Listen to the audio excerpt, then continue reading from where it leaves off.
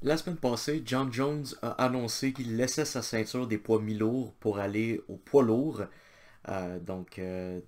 Après avoir été champion pendant des années et des années, il fait juste jeter sa ceinture aux poubelles comme un peu le boxeur il a fait dans les années 80, je pense. Ben pas exactement, il l'a pas fait littéralement, mais c'est pas mal ça. John Jones en ce moment qui est le numéro un dans le classement des livres pour livres. Donc c'est le champion le plus dominant de la dernière décennie probablement, pour peut-être Anderson Silva. Donc il vient juste de décider de ouais on fuck la ceinture des poids mi-lourds. Je vais prendre quelques mois pour gagner un peu de masse et puis je vais aller challenge pour le poids lourd. Honnêtement, ça fait un bout que John Jones annonce qu'il va move up à heavyweight. Mais ça vient un peu à un moment assez questionnable parce que ces deux derniers combats, il a pas de l'air autant dominant qu'il l'était avant qu'il se fasse pogner par USADA pour des substances bannies. Notamment contre Thiago Santos, que Thiago Santos l'a probablement, en fait, l'a quasiment battu avec juste une jambe, puis même encore là, je pense qu'il y a eu de la chirurgie à ses deux genoux. Fait que pratiquement sur aucune jambe, Thiago Santos a réussi à le battre. En fait, moi personnellement, comment j'ai scoré le combat, c'était soit que ça revenait à Jones de un point, ou soit que c'était complètement un match nul.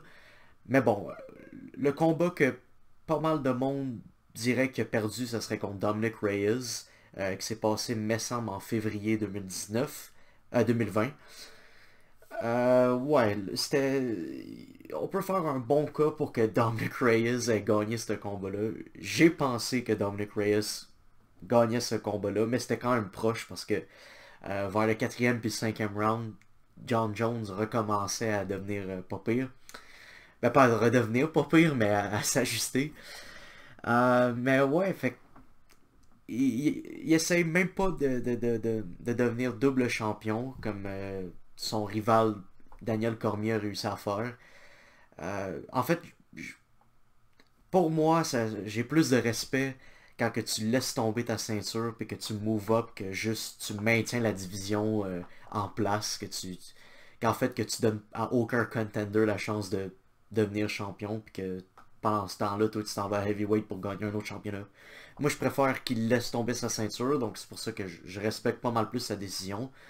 Aussi, qu'est-ce qui était weird, c'est qu'il l'a annoncé sur Twitter, mais que 1 heure auparavant qu'il annonce qu'il move up à heavyweight, il a un peu donné sa retraite. Parce que si vous le saviez pas, John Jones puis la UFC, ça fait quelques mois maintenant qu'ils sont en dispute financière. John Jones veut se faire payer comme un vrai champion. Puis il a entièrement raison, c'est le champion le plus dominant qu'il y a dans l'UFC, à part peut-être Khabib. Mais Khabib, je pense pas qu'il a encore été assez testé pour dire que c'est le plus dominant. Fait que John Jones, c'est le gars. Et puis, il mérite de se faire payer, right? Ça fait depuis, il me semble, 2011 qu'il est champion. Ben, on and off, quand il s'est fait retirer sa ceinture, etc. Mais ça fait pratiquement une décennie que c'est soit lui ou soit Daniel Cormier qui est champion de cette division-là. Fait que, selon moi, il a entièrement le droit de faire ça. Ben, c'est pas comme si la UFC pourrait l'empêcher. Anyway, si ton champion veut step down, t'es pas mal obligé de le laisser partir. Au moins, je suis juste content qu'il reste dans l'UFC, même si c'est pas quelqu'un que j'aime particulièrement. Je trouve que c'est pas une personne très. Disons que c'est pas un modèle, c'est pas un role model pour la prochaine génération. À part peut-être juste dans l'octogone, quand tu le regardes se combattre dans l'octogone. Mais personnellement, comme gars, je l'aime pas tant que ça.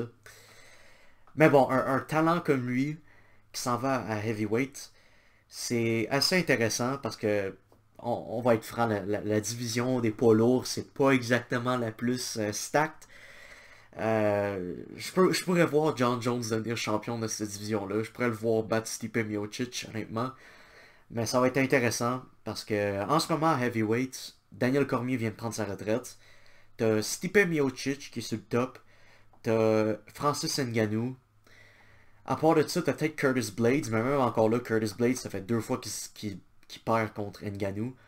Euh, donc ouais, puis dans quasiment tous ces match-ups-là, je pourrais voir Jones gagner. Même contre Ngannou, je pourrais voir Jones gagner. Même si je préférais Ngannou dans ce combat-là. Je pense que la puissance des heavyweights, c'est pas... est trop forte. Mais en parlant d'Ngannou, même lui, dans une interview, je pense, qui a dit que ça pourrait bonifier John Jones d'aller à heavyweight parce qu'ils ont pas le même... il a dit qu'ils ont pas le même QI de combat. C'est-à-dire qu'ils n'ont pas la même intelligence de comment ils se battent, les heavyweights puis John Jones en général. John Jones qui est un des meilleurs avec son fight IQ, sait quand mettre un gars à terre, sait quand faire une certaine technique, à part peut-être le fight contre Gustafsson, mais à part de ça, John Jones a été très dominant dans sa carrière, puis c'est probablement un des gars avec le plus gros fight IQ. Et fait que c'est ça, même Francis Ngannou le dit, à heavyweight, c'est pas, il y a pas tant de fight IQ. Puis ça, on peut le voir dans le fight Ngannou contre Rosenstruck, il a juste genre fucking bomb rush en 20 secondes. Pas vraiment de grosse technique là, juste de la puissance entière. Fait que ouais, je pourrais voir John Jones faire un carnage à heavyweight puis devenir un champion. Je pense qu'éventuellement il va se faire battre parce que comme j'ai dit, on a vu un certain déclin. Pas nécessairement dans le talent, mais juste, je pense pas que c'est le talent. Je pense que c'est plus le niveau de compétition qui commence à augmenter à light heavyweight. On voit des combattants pas mal plus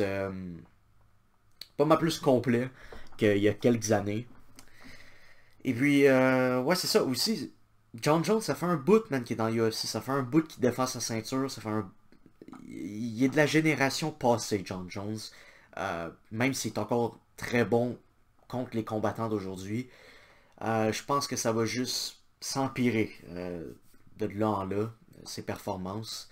Surtout s'il se fait knockout à heavyweight, que là ça pourrait couper quelques années de sa carrière. Mais ouais, c'est pas mal ça que j'avais à dire sur cette situation-là. Je pense que c'est une bonne idée pour John Jones de move up.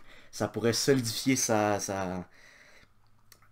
carrière parmi les grands, tu sais.